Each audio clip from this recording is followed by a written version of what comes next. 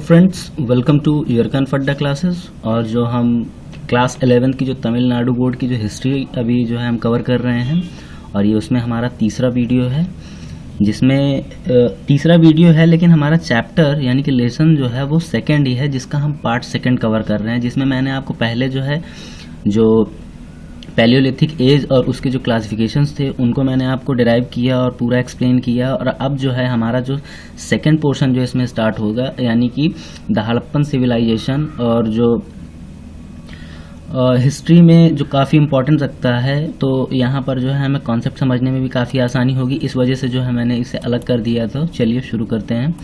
तो the Harappan civilisation, The earliest excavation in Indus Valley were done at Harappa in the West Punjab and Mohenjo-daro in Sindh। तो जो शुरुआती जो खुदाई यानी जो पुरातात्विक साक्ष्य इकट्ठा करने के लिए जो उत्खनन का काम किया गया था, उनके जो एकदम अर्ली साइट्स रहे हैं वो क्या था, वेस्ट पंजाब यानी कि पश्चिमी जो पंजाब था वहाँ पर किया गया था, और Mohenjodaro.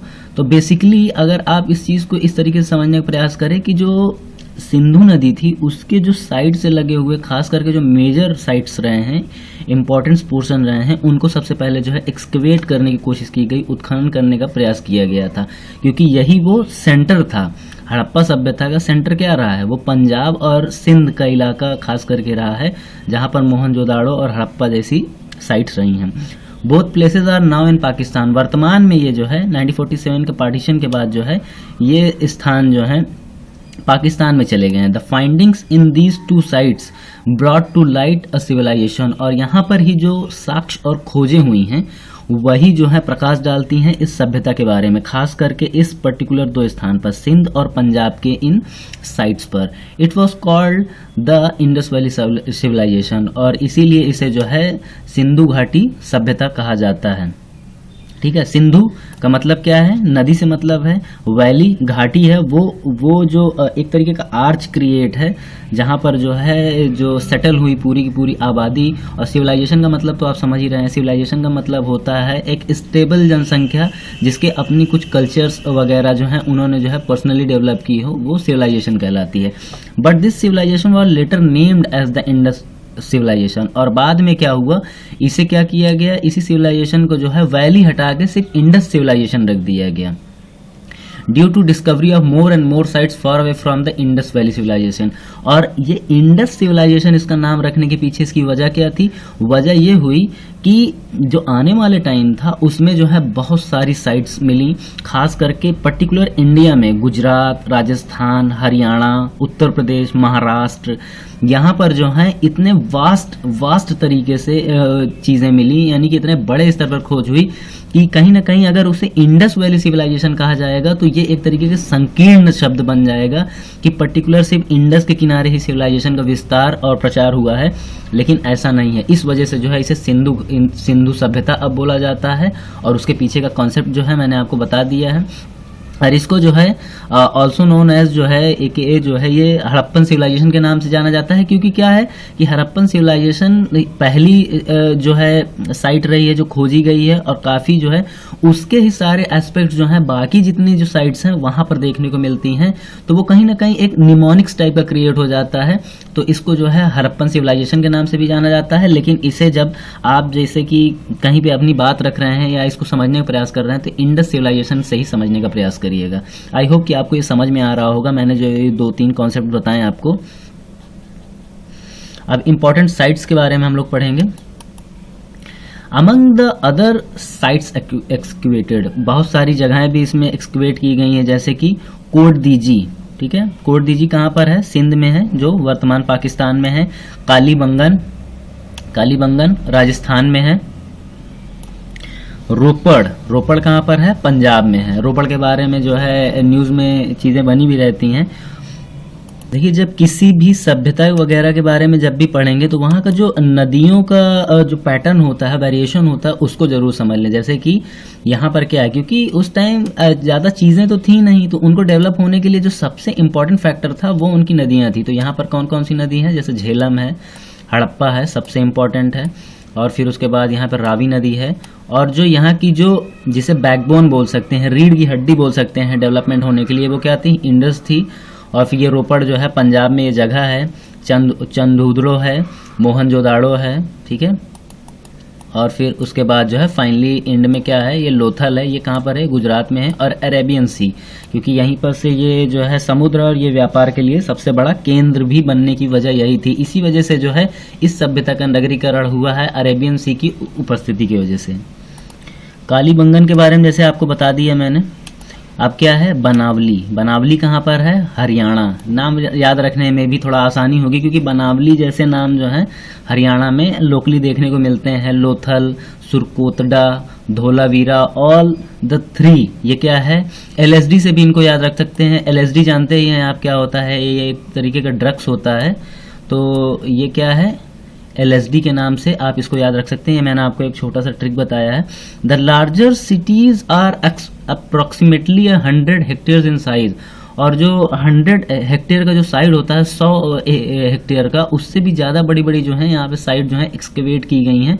Mohenjodaro is the largest of all the Indus sites and it is estimated to have spread over an area of 200 hectare. 200 hectare में फैला हुआ मोहनजोदाड़ो जो है, इन सारी जो साइट्स जो मिली हैं, यानी कि जो स्थल मिले हैं, उनमें जो है सबसे बड़ा है। अब इसका हम ओरिजिन और एवोल्यूशन पढ़ेंगे। ओरिजिन का मतलब क्या होता है, उत्पत्ति, और एवोल्यूशन का मतलब क्या होता है, डेवलपमेंटल प्रोसेस। यानी कि एक वक्त था जब ये मिट्टी के बर्तन यूज करते थे, फिर लेकिन क्या हुआ कि डे बाय डे जब इन्होंने थोड़ा तरक्की की, तो उसके बाद क्या हुआ, मिट्टी के पके हुए बर्तनों में इन्होंने जो है खाना बनाना व इसका इस्तेमाल करना शुरू किया। तो ये क्या कहलाता है, ये एवोल्यूशन कहलाता है। और एवोल्यूशन हमेशा स्लो होता है लेकिन बहुत ही सटीक होता है। The archaeological findings excavated for the last 8 decades reveal the gradual development of the Harappan culture. और इसमें क्या हुआ, लगभग जो है 8 जो हैं, जो दशाब्दी होती हैं, डिकेड्स होते हैं, वो लगे इसके ग्रेजुअल डेवलपमेंट में हड़प्पन कल्चर के। देयर आर 4 इंपॉर्टेंट स्टेजेस और फेजेस और एवोल्यूशन। इसमें कितनी थी, इसमें जो है 4 से ज़्यादा जो है स्टेजेस और फेजेस थी एवोल्यूशन होने के, डेवलपमेंट होने के। There are named as pre Harappan, यानी कि वो हड़प्पा जो मेन था उससे पहले का काल, और अर्ली हड़प्पन, और एकदम एग्जैक्टली जो जब हड़प्पा जब एकदम डेवलप हो गया तो उससे थोड़ा से पहले का, और मैच्योर हड़प्पन जो कि एकदम हम जो मेनली पढ़ते हैं, मतलब कि सारी बिल्डिंग्स वगैरह बन गई, सिटी जो है एकदम वेल ऑर्गेनाइज जैसे टाउन जैसे डेवलप हो गया। और लेट हड़प्पन वो स्थिति है जब कहीं ना कहीं जो है हड़प्पा सभ्यता में क्या होगा, आपको डिक्लाइन देखने को मिलेगा। तो आपको क्या समझ में आया, 4 स्टेजेस आपको समझ में आ गए हैं। 4 स्टेजेस में क्या क्या है, द प्री हड़प्पन है, अर्ली हड़प्पन है, मैच्योर हड़प्पन है और लेट हड़प्पन है। तो जो प्री हड़प्पन जो साइट है, ठीक है, जो ये क्या है, प्री हड़प्पन जो स्टेज है, उसके जो ज़्यादातर जो स्थल हैं वो कहाँ पर लोकेटेड है, वो बलूचिस्तान में। बलूचिस्तान जो वर्तमान पाकिस्तान में है। द एक्सकेवेशन ऑफ मेहरगढ़ जो है 150 जो मील है दूर है, कहाँ पर है, उत्तर पश्चिम में है, of the Mohenjodaro reveal the existence of pre Harappan culture. यहाँ पर जो कल्चर था वो क्या था, वो प्री हड़प्पन कल्चर था। और प्री हड़प्पन कल्चर से आप एक चीज़ ये समझ लीजिएगा कि मतलब कि डेवलपमेंट की जो शुरुआती होती है, जिसके बारे में बहुत ज़्यादा साक्ष्य नहीं मिलते हैं, सबसे ज़्यादा जिसके मतलब कि टूटे फूटे जो हैं जो तथ्य मिलते हैं, वही कहलाता है pre Harappan culture. In this stage the nomadic people began to lead a settled agriculture. तो यहाँ पे क्या है कि जो खाना बदोश लोग हैं, नोमैटिक का मतलब क्या होता है, जो घूम फिर के जो जैसे कि गैदरिंग एंड हंटर टाइप के जो होते हैं, lead a settled agriculture life. अब वो क्या है कि धीमे धीमे जो है वो खेतियर जिंदगी जो है व्यतीत करने लगे थे। In the early Harappan stage the people lived in a large villages in villages. अब इसमें क्या होता था, अर्ली हड़प्पन जो स्टेज था, यानी कि प्री हड़प्पन से बाद में अर्ली हड़प्पन जो था, उसमें क्या हुआ कि अब बड़े बड़े गांव जो हैं मैदानों में बसने लगे थे। There was a gradual growth of towns in the Indus valley. और क्या हुआ था, इसमें जो है ग्रेजुअल ग्रोथ भी हो रही थी, टाउन वगैरह भी डेवलप हो रहे थे। Also the transition from rural to urban. यहीं पर देखिए, यहाँ पर ट्रांजिशन होने लगा, यानी कि अभी जो है ग्रामीण जीवन से क्या हुआ, अब शहरीकरण होने लगा था प्लेस ड्यूरिंग दिस पीरियड। और इसी जो है अर्ली हड़प्पन टाइम में ये हुआ। द साइट्स ऑफ आमरी, जो ये आमरी जगह है, आमरी और कोटदीजी जो है remain the evidence for the early Harappan stage. तो ये क्या है, ये जगह जो है अर्ली हड़प्पन के स्टेजेस में आते हैं। In the mature Harappan stage great cities emerge. जो देखिए मेच्योर का मतलब ही होता है कि सबसे बेहतर स्थिति में जो होता है चीज़ों को समझ रखने वाला, तो उससे ही आप अंदाजा लगा सकते हैं कि the excavation of Kalibangan with its elaborate town planning and urban features prove this phase of evolution. और कालीबंगन जो राजस्थान में स्थित है वो क्या है, वो मेच्योर जो हड़प्पन स्टेज था उसमें था, क्योंकि इसमें बड़े बड़े शहर और टाउन प्लानिंग और अर्बन फीचर जो शहरी जो लक्षण होते हैं वो इसमें जो है बड़े स्तर पर देखने को मिले हैं।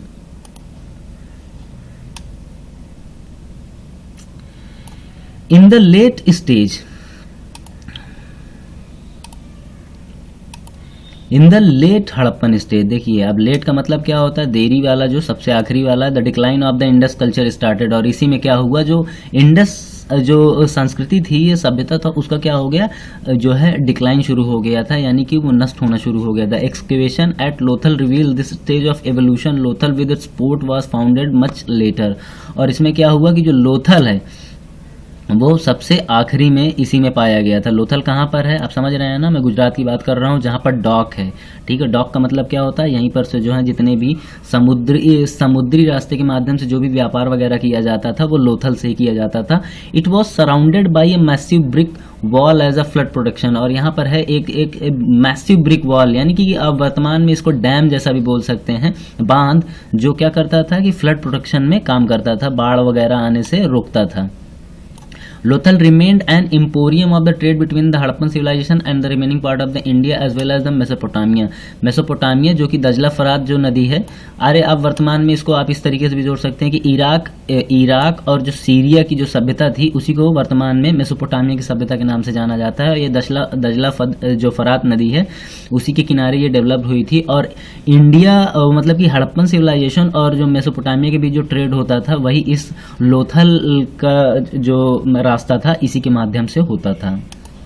अब हम हड़प्पन काल की जो तिथि है उसको थोड़ा देखने का और समझने का प्रयास करते हैं, क्योंकि इसमें क्या है, थोड़ा कन्फ्यूज़न वगैरह बहुत हैं। कई अलग अलग राइटर्स और अलग अलग जो पुरातत्ववेत्ता थे और आर्कियोलॉजिस्ट थे उन्होंने जो है अलग अलग टाइम के हिसाब से अपनी जो अप्रोचेस जोड़ के जो है उसको टाइम दिया। 1931 में क्या हुआ, सर जॉन मार्शल जो है एस्टिमेट उन्होंने अंदाज़ा लगाया कि मोहनजोदाड़ो का जो टाइम पीरियड है according to sir John Marshall उसमें क्या था कि ये 3250 से जो है 2750 बीसी तक था। Subsequently and when now sites were are discovered, और अब जो है बहुत सारी जो है साइट्स का क्या हुआ, डिस्कवरी हो गई है। देखिए यहाँ पर मैं आपको एक इन्वेंशन और डिस्कवरी में थोड़ा डिफरेंस बता देता हूँ। डिस्कवर्ड में मतलब क्या होता है, डिस्कवर्ड का मतलब यह होता है कि कोई चीज़ उपस्थित हो और उसकी खोज की जाए। और इन्वेंशन का मतलब क्या होता है, इन्वेंशन का मतलब ये होता है कि कोई चीज़ जो है एग्जिस्ट ही ना करती है और उसे जो है क्रिएट किया जाए, तो उसे क्या कहते हैं, इन्वेंशन कहा जाता है, आविष्कार। और डिस्कवरी का मतलब क्या होता है, खोज। The dating of the Harappan culture is modified, और फिर क्या हुआ, वक्त के साथ इसमें बदलाव आया। The advent of the radio carbon method paves way for fixing almost accurate dates. और फिर क्या है, रेडियो कार्बन डेटिंग, और मैंने आपको जो है डेंड्रोलॉजी वगैरह भी अभी मैंने आपको जो है लास्ट के लेक्चर्स में बताया है, जिसमें जो है डेट तय की गई। और by 1956 Fairservis brought down the dating of the Harappan culture to between 2000 to 15 BC। और जो एकदम मतलब कि सही जो अप्रॉक्स जो टाइम पीरियड सेट किया गया वो क्या थी, 2000 BC से 1500 BC तक लगाया गया on the basis of radiocarbon dates of his finding. और रेडियो कार्बन जो डेटिंग थी उसी के माध्यम से ये अंदाजा लगाया गया है। लेकिन जो क्वेश्चन आंसर जैसे वगैरह हम करते हैं तो उसमें ये याद रखिएगा, ये मैंने आपको रिसर्च बेसिस पे बताया है। पेपर में तो यही आता है कि 2500 से आप जो है 2500 से 1750 जो है ये इसका अप्रॉक्स टाइम माना जाता है। ठीक है, ये देखिए 2300 से 1750 ये यहाँ पर लिखा हुआ भी है, ये जो है ये टाइम है। तो हड़प्पा कल्चर की जो तिथि क्रम है वो क्या है, 2300 BC से 1750 BC। अब हम जो है साइलेंट फीचर पढ़ेंगे। साइलेंट फीचर का मतलब है जो क्या क्या लक्षण देखने को मिलते हैं जो इसको जो है एक नगरी सभ्यता भी घोषित करती है। तो साइलेंट फीचर ऑफ क्या है, हड़प्पन कल्चर। पहली जो हमारा पोर्शन होगा वो है टाउन प्लानिंग। टाउन प्लानिंग क्योंकि इसी के लिए जो है इंडस वैली सिविलाइजेशन जो है सबसे ज़बरदस्त तरीके से जो है जानी जाती है पूरे वर्ल्ड वाइड। क्योंकि यहाँ पे जिस तरीके से घर बनाए गए, शहरों को जो है रीऑर्गेनाइज तरीके से जो है वेल ऑर्गेनाइज तरीके से जैसे इस्टेब्लिश किया गया, ये जो है इसकी काफ़ी जो है इंपॉर्टेंस को बढ़ा देता है। The Harappan culture was distinguished by it's system of town planning on the lines of grid system. क्या हुआ, ग्रिड सिस्टम के बेसिस पे जो है, यानी कि इस तरीके से उसको बांटा गया कि मतलब वो बहुत ही बेतुका नहीं दिखता था, वो छोटे छोटे जैसे स्लाइस होते हैं, जैसे कि आप केक काटें, केक को आप इस तरीके से काटें कि बीच से काट दें, साइड से काट दें, तो क्या होगा, केक गड़बड़ हो जाएगा। लेकिन क्या होगा, एक अगर उसको पर्टिकुलर तरीके से भी काटा जाए तो बीच का भी पोर्शन आखिरी टाइम तक नहीं गिरता है। इसी तरीके से क्या हुआ, बहुत ही ऑर्गेनाइज तरीके से इस शहर को भी बसाया गया था। That is streets and lens cutting across one another almost a right angle दस द डिवाइडिंग। क्या हुआ कि जो जैसे चौखाना होता है वो एक दूसरे को इस तरीके से काटता था कि उसके बगल में जो है नाली वगैरह और रास्ते जो हैं एक दूसरे को क्या करते थे, चौखाने पर काटते थे। Mohenjodaro and Kalibangan each had its own Citadel built on a high podium of the mud brick. और जो हड़प्पा, मोहनजोदाड़ो और जो कालीबंगन था राजस्थान वाला, यहाँ पर क्या है कि जो सिटाडेल होता है, यानी कि जो बड़े मकान होते हैं, राजा वगैरह के जो घर होते हैं, वो क्या थे, हाई पोडियम और मड ब्रिक पे जो है ऊंचाई पर बने थे। Below the Citadel in each city ले अ लोअर टाउन, और उसके साथ ही क्या है, एक छोटी डिस्टेंस पर और थोड़ा नीचे जो है मतलब कि आम लोगों के रहने वाले जो हैं कच्चे मकानों के घर वगैरह बने हुए थे, which were inhabited by the common people. देखिए वो आम लोगों के रहायशी जगह रही हैं। The large scale use of burn brick in the almost all kinds of constructions and the absence of stone buildings are the important characteristic of the. इसमें क्या है, बड़े स्तर पर जो है जो पकी हुई ईंटें होती हैं उनका इस्तेमाल किया गया है। The absence of stone buildings, और इसमें क्या है, पत्थरों का इस्तेमाल जो है ज़्यादा मकान बनाने पे नहीं किया गया। और ये सबसे इम्पॉर्टेंट फैक्टर है, क्योंकि इतने बड़े स्तर पे जो है पकी हुई ईंटों के लिए एक इंफ्रास्ट्रक्चर बिल्ड करना और उन ईंटों को पकाना और फिर उसके लिए जो है एक बड़ा लेबर क्रिएट करना और फिर उसे जो है वेल ऑर्गेनाइज तरीके से मकान बनाना, ये एक बड़ी बात थी। इस वजह से जो है इसको इतना रिकग्निशन मिलता है। Another remarkable feature was the underground draining system. और क्या हुआ कि जो अंडरग्राउंड ड्रेनेज सिस्टम है, ड्रेनेज सिस्टम का मतलब क्या होता है, जो जैसे कि नाली का जो सिस्टम होता है, खास करके जो छिपी हुई नाली होती है, तो उसकी वजह से भी इसे जो है बहुत पॉपुलर किया जाता था, क्योंकि ये अपनी सफाई और स्वच्छता के लिए बहुत फेमस था। All houses to the streets drain which were covered by stone slabs और ब्रिक्स। और क्या हो, प्रत्येक घर की जो नालियां वगैरह थी जो कि स्टोन स्लैब्स और ब्रिक्स से जो ढकी हुई थी, वो इससे कनेक्टेड थी। और सारा जो वेस्ट था वो पूरा शहर से जो है एक बेहतरीन जो है अंडरग्राउंड ड्रेनेज नाली जो होती है, नालिका सिस्टम के माध्यम से जो है सफाई रखती थी और बाहर जाती थी। और जो सबसे प्रसिद्ध जो यहाँ पर जो है पब्लिक प्लेस में जो आता है वो क्या था, मोहनजोदाड़ो का जो ग्रेट बाथ, यानी कि जो वृहत स्नानागार था, जिसकी जो मेजरिंग जो की गई है, यानी कि लंबाई चौड़ाई जब नापी गई तो उसमें क्या था, 29 फीट उसकी लेंथ थी, लंबाई थी, और 23 फीट जो है उसकी चौड़ाई थी और 8 फीट गहरा था। और इसके बारे में ये भी कहा जाता है कि इसका इस्तेमाल जो है जो सामूहिक या जैसे कि सार्वजनिक जो पर्व वगैरह होते थे उसमें इसका इस्तेमाल किया जाता था। There are side rooms for changing clothes, और इसमें जो है कपड़े जो है बदलने की भी व्यवस्था थी, बगल में ही छोटे छोटे कमरे वगैरह बने थे। The floor of the bath was made of the burnt brick, और जो इसका जो तल था, खास करके इस स्विमिंग पूल का, इसे स्विमिंग पूल भी कह सकते हैं, ग्रेट बाथ भी बोला जा रहा है, तो उसमें क्या होता था, उसकी जो फर्श थी पकी हुई ईंटों की वगैरह की बनी थी। Water was drawn from a large well in an adjacent room, और इससे अटैच ये जो है बड़ा कुआं वगैरह भी साइड से ही था। आउटलेट बना हुआ था, one corner of the bath led to a drain, और इससे जुड़ा हुआ था। It must have served as a ritual bathing. देखिए इसका इस्तेमाल किस लिए किया जाता था, जो रीति रिवाज के तौर पे जो है जो सार्वजनिक त्यौहार वगैरह होते थे उसमें इसका इस्तेमाल किया जाता था। Largest building in the Mohenjodaro is a granary, और यहाँ की जो सबसे बड़ी जो बिल्डिंग थी वो क्या थी, वो अन्नागार थी या ग्रेनरी थी, जहाँ पर जो है अनाज को स्टोर किया जाता था। इससे एक चीज़ ये भी समझ में आता है कि जो एग्रीकल्चर जो प्रोसेस था यहाँ पे वेल डेवलप्ड था, क्योंकि ज़्यादातर चीज़ें सरप्लस होती थी, तभी तो इतने बड़े स्तर पर जो है एक सामूहिक ग्रेनरी वगैरह का जो है निर्माण किया गया, जिसकी ऊंचाई वगैरह क्या थी, लंबाई जो थी 150 फीट थी और 50 फीट जो है उसकी चौड़ाई थी। But in the citadel of Harappa was find as many as 6 granaries, और इस तरीके की लगभग 6 से ज़्यादा जो है हड़प्पा में जो है ग्रेनरीज वगैरह पाई गई हैं। तो यहाँ पे दिख रहा है कि एग्रीकल्चर में तो ये मतलब कि एकदम टॉप पे थे ये। अब इकोनॉमिक लाइफ देखते हैं, आर्थिक जीवन इनका कैसा था, क्योंकि आर्थिक जीवन ही इनका पॉलिटिकल लाइफ जो है वो भी डिफाइन करेगा। आर्थिकी तो बहुत इंपॉर्टेंट है, ये तो 4 व्हील भी इसको बोल सकते हैं कि सारे जो पहिए हैं इसी के माध्यम से ही चलेंगे। There was a great progress in all spheres of economic activity such as agriculture, industry। तो देखिए इसमें क्या है कि यहाँ इसमें सब में ग्रोथ है, एग्रीकल्चर है, इंडस्ट्री है, क्राफ्ट्स है, ट्रेड है, इन सारी चीज़ों में है। वीट बार्ले जो है यहाँ पर जो है सबसे मेन क्रॉप्स रही हैं, मतलब कि गेहूँ और बाजरा। मस्टर्ड एंड कॉटन भी था। Surplus grain is stored in granaries, और सरप्लस ही सबसे इंपॉर्टेंट होता है एक गाँव को टाउन बनाने में। Animals like sheep, goats, buffalo, ये देखिए यहाँ पे जो है पशुओं में भी जो है वेरिएशन मिल रहा है, भेड़ें, बकरियाँ और भैंसें वगैरह पाली जा रही हैं। The use of horse is not yet firmly establish. देखिए लेकिन घोड़े का इस्तेमाल जो है बहुत फर्मली जो है इस्टेब्लिश नहीं हुआ था। Number of the other animals were hunted for including deer, और यहाँ पे जो है क्या किया था, शिकार के तौर पे जो है हिरन का शिकार किया जाता था।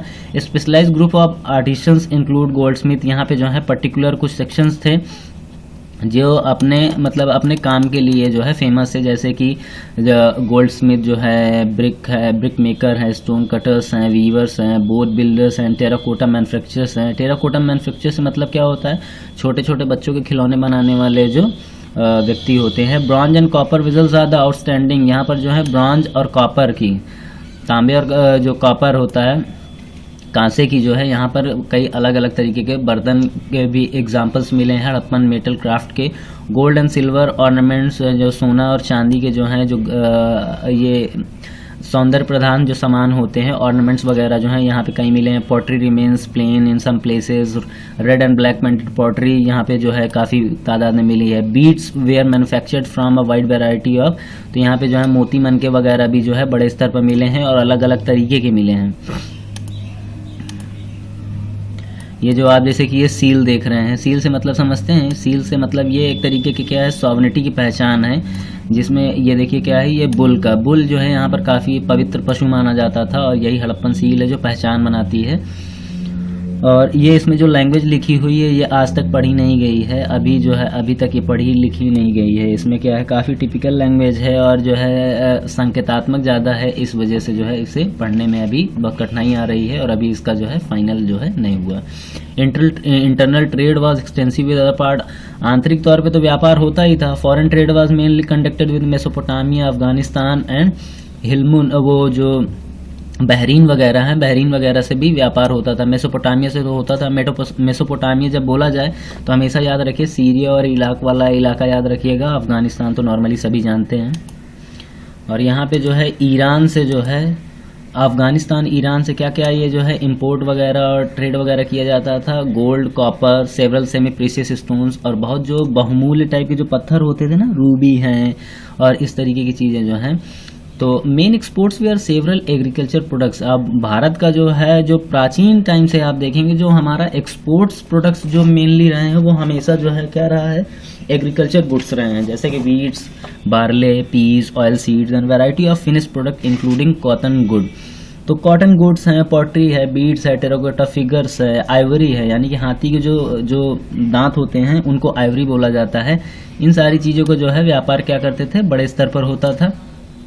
There is much evidence to prove that the trade links between the Indus and Sumerian, और ये भी कहा जाता है कि जो सुमेरियन लोग थे उनके साथ भी जो है भारत का व्यापार किया जाता है। इसके कई एग्जांपल्स भी मिले हैं, दरअसल उनकी सील हैं कुछ जो हैं मेसोपोटामिया वगैरह में और इंडस वैली में भी जो है मिली हैं। तो trade was of the barter type, और जो उस टाइम का ट्रेड था वो क्या था, पूरी तरीके से बार्टर आधारित था, यानी कि आप एक सामान दीजिए, दूसरा सामान आप लीजिए, उसकी कीमत क्या है that doesn't matter. The seals and the terracotta models of the Indus valley reveals the use of bullock carts and oxen, और जो है जो ट्रांसपोर्टेशन के लिए जो इस्तेमाल किए जाने वाली जो वाहन वगैरह थे उसमें क्या था, बुलक कार्ट्स यानी कि बैलगाड़ी और ऑक्सन जो है इनका इस्तेमाल किया जाता था। और इसको जो है हम समझेंगे कैसे कि ये कैसे इस्तेमाल किया जाता था, तो इसके लिए जो एग्जांपल्स हैं वो हैं कि सील्स में जो है, सील्स में इनका बड़े स्तर पर इस्तेमाल किया गया, इनके फोटोग्राफ्स वगैरह।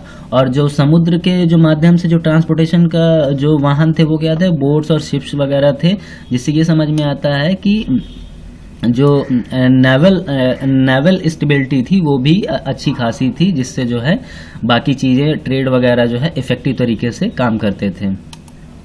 फिर हमारी सोशल लाइफ वाला अब एस्पेक्ट शुरू हो जाता है कि आम रहन सहन कैसा था, तो उसको हम लोग देखते हैं। सोशल लाइफ का मतलब क्या होता है, सामाजिक जीवन से मतलब है, यानी कि रहना पीना खाना ये सारी चीज़ें कैसी हैं। Much evidence is available to understand the social life, और इसके लिए तो बहुत ज़्यादा एग्जाम्पल्स हैं, बहुत सारे उदाहरण हैं। Both men and women consisted of 2 pieces of cloth, और 2 तरीके के 2 क्लॉथ्स पहनते थे, यानी कि एक ऊपर जो होता है बेली से ऊपर का जो हिस्सा ढकने के लिए एक अलग तरीके का कपड़ा पहना जाता था, और नीचे के लिए one upper garment and other lower. तो ऊपर अपर गारमेंट एक ऊपर के लिए जो होता था, लोअर जो होता था नीचे के लिए होता है, जैसे वर्तमान में पैंट और शर्ट पहने जाते हैं।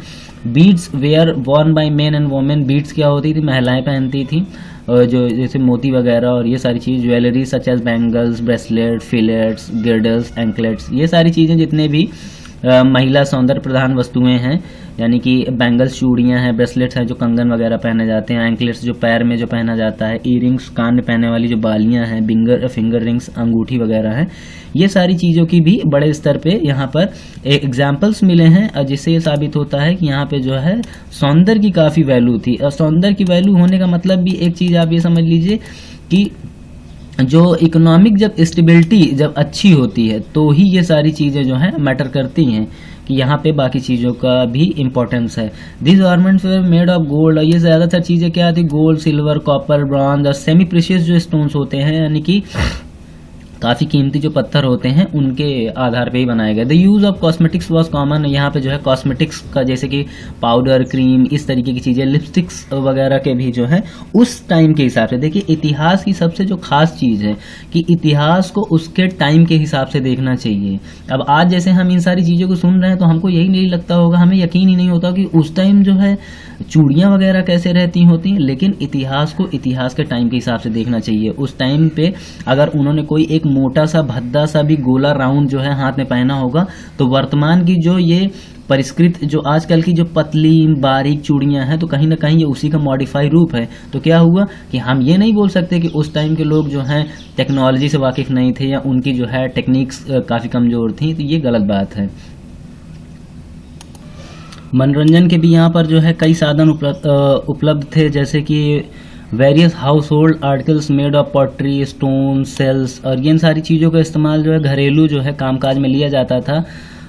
ये स्पिंडलेस हैं, नीडल्स हैं, यानी कि सुई वगैरह है, कंघी है, फिश हुक्स हैं जो मछली फंसाने के जो कांटे होते हैं, नाइफ्स हैं, चाकू वगैरह हैं, कापर वगैरह के बनाए जाते थे। चिल्ड्रंस के बहुत सारे खिलौने वगैरह मिलते हैं, जैसे कि कार्ड्स हैं, मार्बल्स, बाल्स हैं, dice were used for games. Fishing was a regular occupation. यहाँ पे जो है जो देखिए नदी किनारे जब कोई राज्य की बसावट होती है तो वहाँ पर जो मेन ऑक्यूपेंस में क्या होता है, हंटिंग वगैरह आती है, खास करके मछली फंसाने का काम जरूर होता है, यहाँ पर पकड़ने का काम। There were numerous specimens of weapons of war such as axes, spear head, daggers, bows, arrow. यहाँ पर जो है बहुत सारे कई हथियार मिले हैं, जैसे कि स्पेयर हेड्स हैं, डैगर्स चाकू वगैरह हैं, बोज हैं, धनुष वगैरह हैं, ये सारे मिले हैं। लेकिन इनके बारे में एक चीज़ याद रखिए कि ये बहुत ज़्यादा युद्ध प्रिय नहीं है।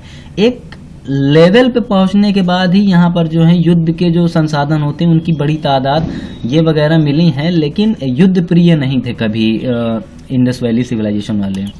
अब हम जो इसका जो कला पक्ष है यानी कि आर्ट्स हैं, जो सबसे इम्पॉर्टेंट है इसका, उसको हम समझने का प्रयास करेंगे। The Harappan sculpture revealed high degree of workmanship, और यहाँ का जो स्कल्पचर थी, खास करके जो मूर्ति कला थी, वो क्या थी, हाई डिग्री ऑफ, मतलब कि एक बड़े लेवल का, जिसमें बहुत ही मतलब सोफिस्टिकेशन था, जिसमें वेरिएशन क्लास दिखता है, उस तरीके की यहाँ पे मूर्ति बनाई जाती थी। Figures of men and women, animals and birds were made of terracotta, and the carvings on the seals show the degree of proficiency attained by the sculpture. The figure of a dancing girl from Mohenjo-daro made of bronze is remarkable for its workmanship.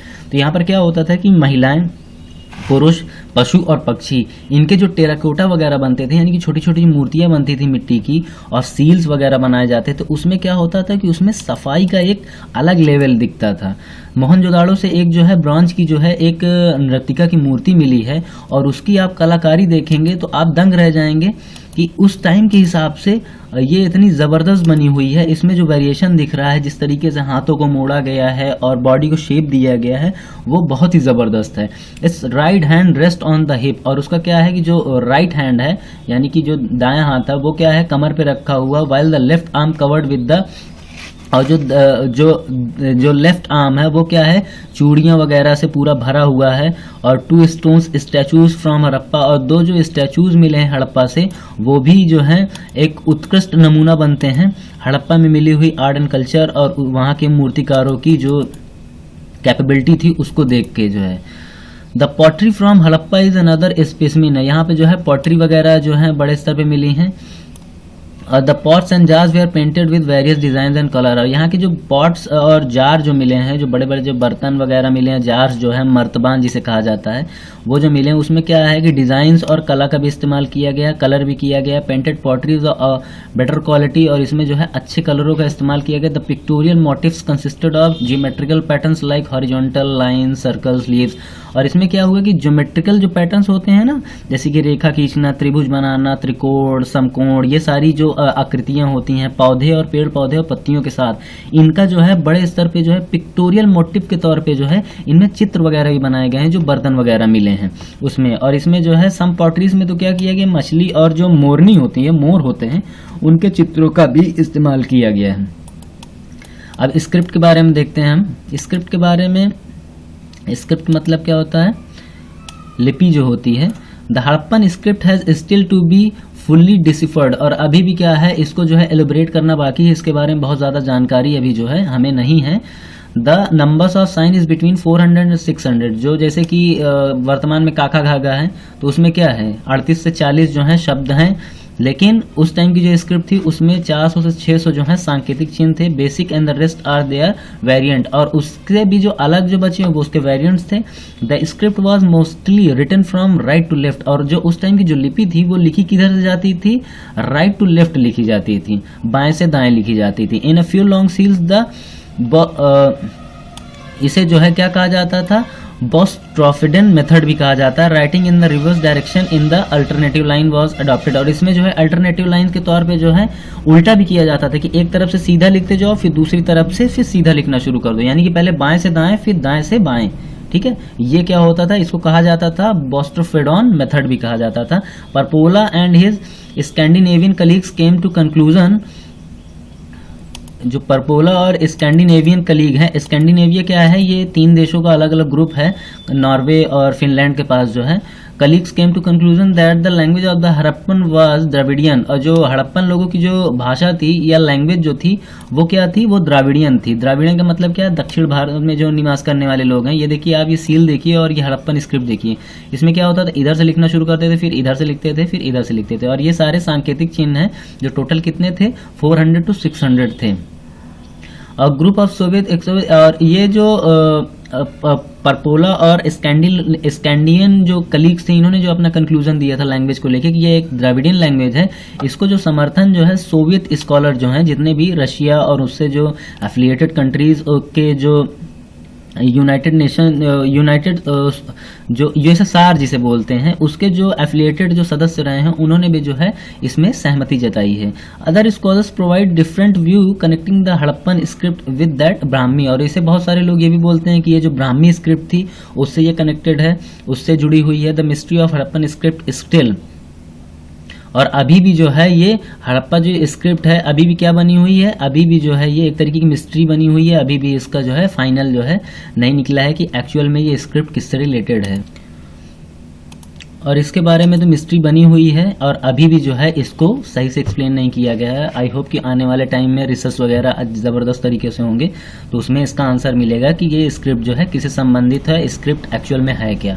अब हम धर्म के बारे में पढ़ते हैं, धार्मिक पक्ष, क्योंकि यहाँ का सबसे इंपॉर्टेंट है। From the seals, terracotta figurines और कॉपर टैबलेट्स, ये जितनी भी सील वगैरह मिली हैं, टेराकोटा फिगरीन्स जो मिली हैं, जो मिट्टी की छोटी छोटी मूर्तियाँ मिली हैं, और कॉपर टैबलेट्स जो तांबे के जो बड़े बड़े जो प्रस्तर मिले हैं, उससे क्या होता है यहाँ के जो है रिलीजियस लाइफ के बारे में हमें आइडिया मिलता है। The chief male deity was Pashupati, और यहाँ के जो सबसे प्रमुख जो पशु जो देवता, वो जो सबसे प्रमुख जो पुरुष देवता थे उनका क्या नाम था, उनको पशुपति या प्रोटोशिवा। अभी जो वर्तमान में जो भगवान शिव हैं, जिनकी जो है हिंदू धर्म में जो है एक परम देवता के तौर पे जिनकी पूजा की जाती है, उन्हें ही जो है उस टाइम का पशुपति कहा जाता था, जिन्हें प्रोटोशिवा यानी कि जो मैच्योर शिवा है उससे पहले का जो शिवा है उससे जो है इसे जोड़ा जाता है।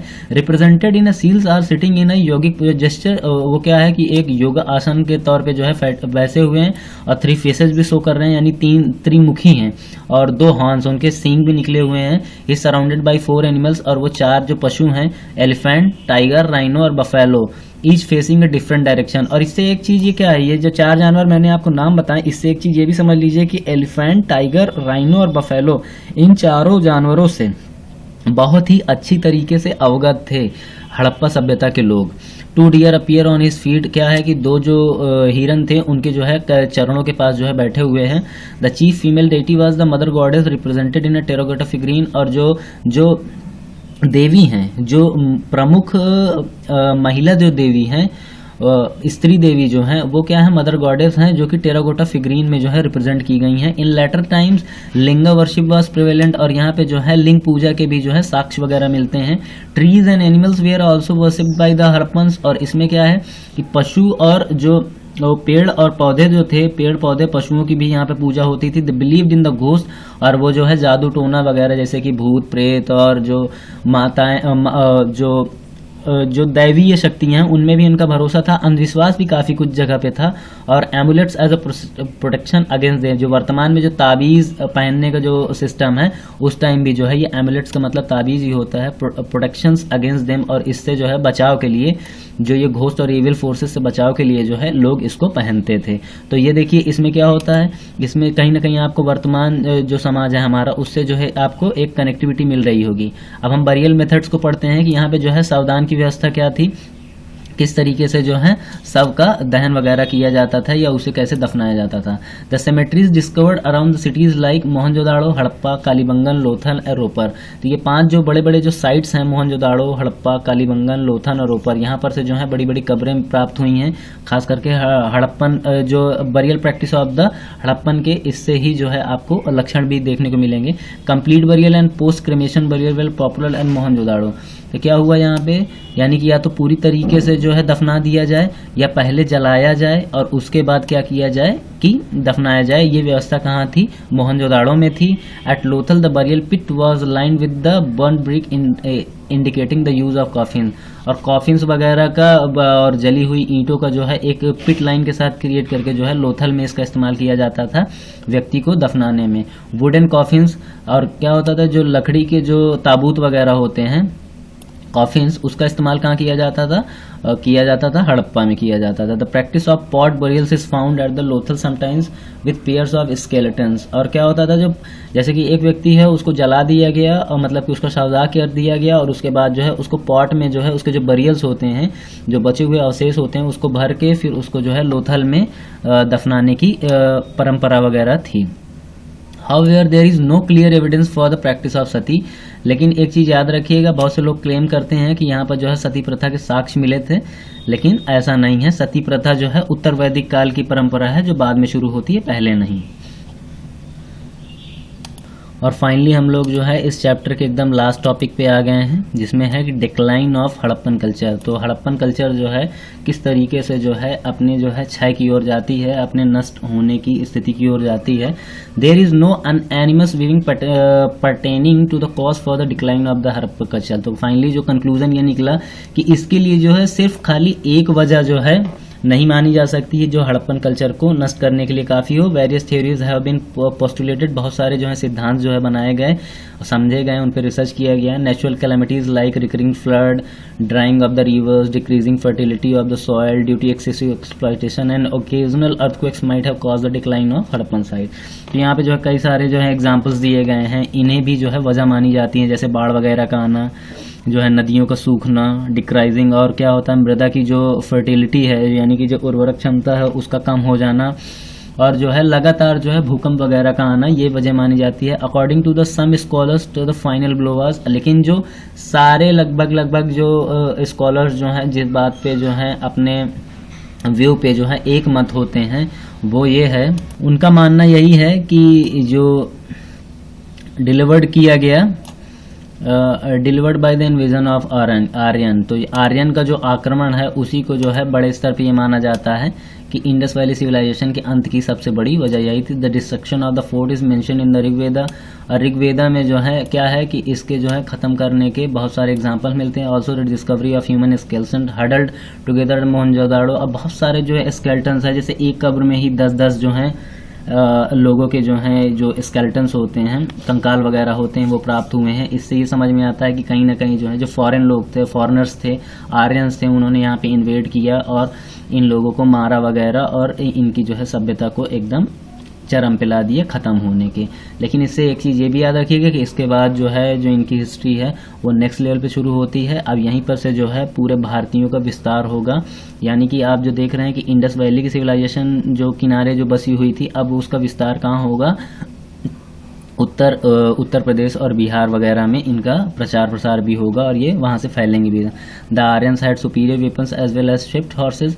और क्या हुआ, इनके आर्यंस की जो है युद्ध जीतने वगैरह की वजह ये भी थी कि उनके जो है तेज घोड़ों का इस्तेमाल किया और उनके हथियार जो हैं खास करके जो इंडस वैली सिविलाइजेशन के लोग थे उनसे ज़्यादा बेहतर थे। और यही सारी वजह रही हैं कि उनको जो है हारना पड़ा और वो मारे गए। और यही जो है फाइनली पॉइंट साबित हुआ कि इसको जो है सबसे बड़ी वजह मानी जाती है इंडस वैली सिविलाइजेशन के एंड होने पे।